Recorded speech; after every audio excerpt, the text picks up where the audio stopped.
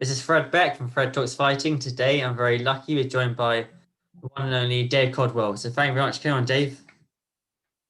No problem, mate. Pleasure to be on. So Dave, do you know what happened today? Yeah, I was actually lucky. Last night I came out from a run, AirPods in. And left one of them, put one in my trouser pocket, and then my mum put the trousers through the blown washing machine. And I couldn't find the single AirPod. And then this morning I was like, oh, I found the AirPod in the trouser pocket, and then I put it in the charger, and thank God it worked. So Did yeah, it work? yeah, blue and worked. That's lucky. Yeah, I know. That is lucky. Yeah. Fair play to you. That's lucky. That is. I know they're sweat proof. I didn't know they didn't go for the washing machine. So that's been lucky now. That's a good result, mate. Yeah, I was very lucky. So I saw last Thursday, it was the 4-year anniversary since Tony Bellew stepped in the ring with David Haye for the first time. Do you think that was one of your favorite nights of your career? Not the, but definitely one of. It was right up there. For the build up, for the history, for the just how the magnitude of the fight. It was a massive, massive fight. You'd be walking down the street and people be stopping you, talking to you about the fight. Like like people you wouldn't expect, like little old women and stuff. It was just, it captured the public's imagination, and to be involved in something that's as massive as that, it was a great rush. And then obviously the fight night and what happened, the drama, the atmosphere, the crowds, and then to win as well.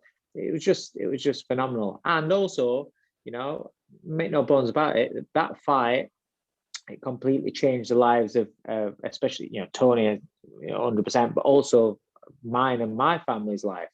It changed our lives. So yeah, it was a huge night for us. That's crazy. I wasn't even into boxing then.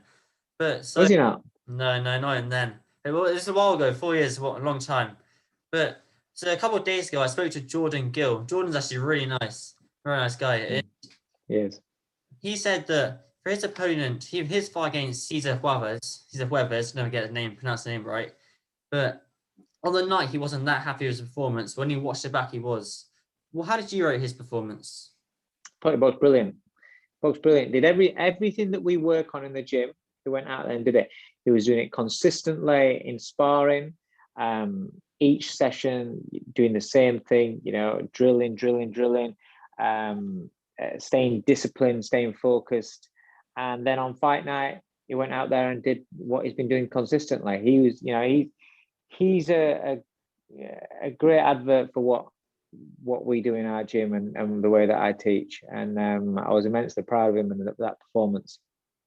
I thought his footwork and especially his timing was perfect, managing to turn the Mexican. That's especially what you want to do for a come forward fighter.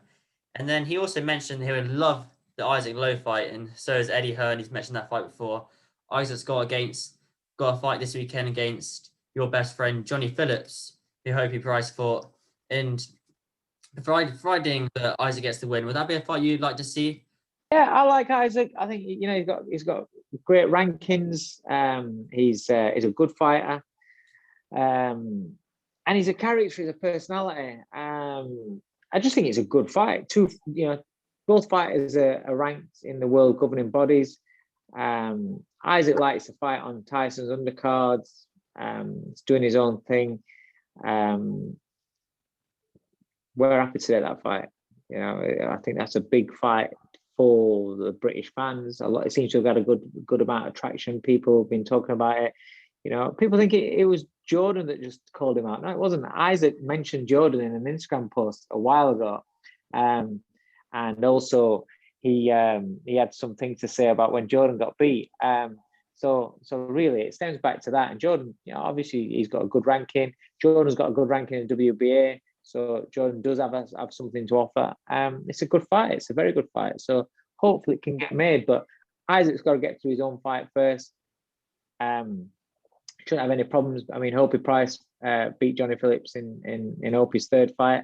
So Isaac, being a world-ranked fighter and world-class fighter, as he calls himself, shouldn't have a problem with that. So yeah, just get the fight made, and then we can see what happens after that. It is what it is. We'll see. Eddie Hearn said he'd love to see it on the Fury AJ undercard, and that'd be great. great co-main event or even a great undercard fight. And then so you mentioned the junior Olympian Hobie Price. I think Hobie Price, I've watched him since. I'm not going to be one of those cliche people who be like, oh, I've watched him since he was an amateur. I watched him since he fought on Fight Camp against Johnny Phillips.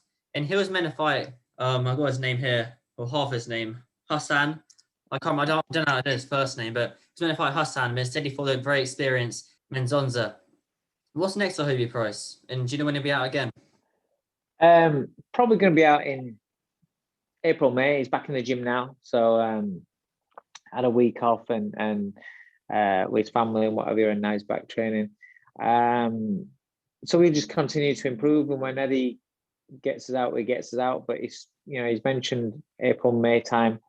Who it's against, I don't know yet, but hopefully Zaido Zayn does step up this time. I've heard around, where he's from and the people that know him, he wasn't too keen on that fight, even though he accepted it and he was talking about giving Hope his first L.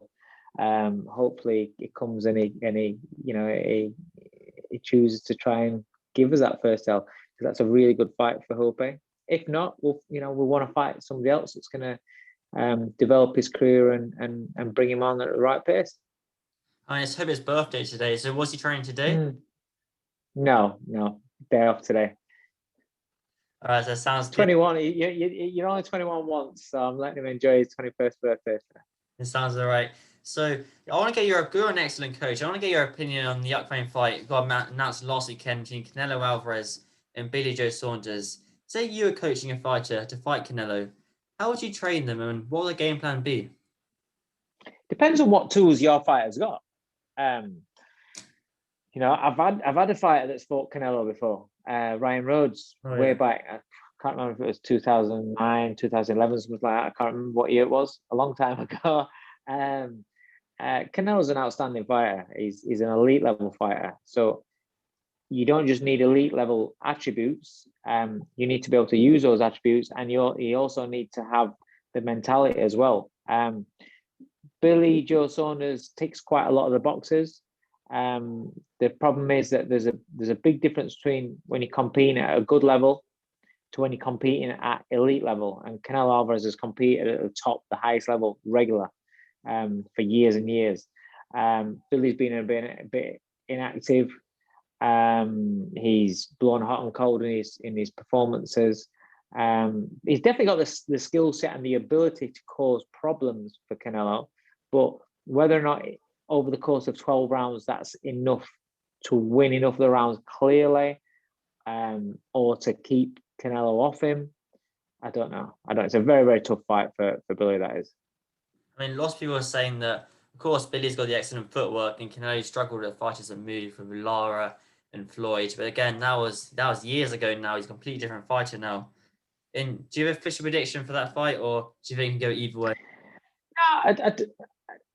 I would say that out of the guys at 168, Billy's probably got the best chance, because style-wise and how you would look to beat Canelo Alvarez, he has the attributes, the great footwork, the ring intelligence, the skills and shot selection, and he's got the skills, he's got the ability and the technique to cause him problems. But it's not just about that at the highest level. I think Canelo wins the fight, to be honest. I struggle to see Billy winning the fight. And do you think the judges will be fair? Who knows these days? I don't know. Judges have an opinion, and sometimes their opinion's right, and sometimes it's not. Sometimes it's way off the mark, and that's when we have the problem. If a fight is close, or if there's rounds that are close, you might see it differently to me. I can have that. It's not a problem. But when a fight is so clear cut and they give it the other way, that's when the problem is. That's a very good point. So let's move on to my last question. A fight that probably won't go the distance. Rumble on the Rock. Dillian Whyte versus Povetkin. This time, I don't think you are on the corner. But do you think we'll see a different result the second time around? Yeah. I think Dillian was bossing the fight, was winning the fight, had the fight under control, and it's the age-old risk in heavyweight boxing. It only takes one punch, and that's what he did. He took one punch. He went into the range of Povetkin, and he got caught, and that was it. But is lightning going to strike twice? I don't think so. Povetkin didn't get his title back. Obviously, if you've seen him been very vulnerable to the uppercut before against Povetkin, Rivas, Joshua, so Povetkin will be training for that. All right, Dave, thank you so much for your time. I really appreciate it. And No problem, mate. And where can people find you on social media at? Just Instagram, Twitter, at David Coldwell on both of them. And that's it, mate. That's it. All right, Dave, thank you so much for your time. Cheers, mate. Thanks for having me on.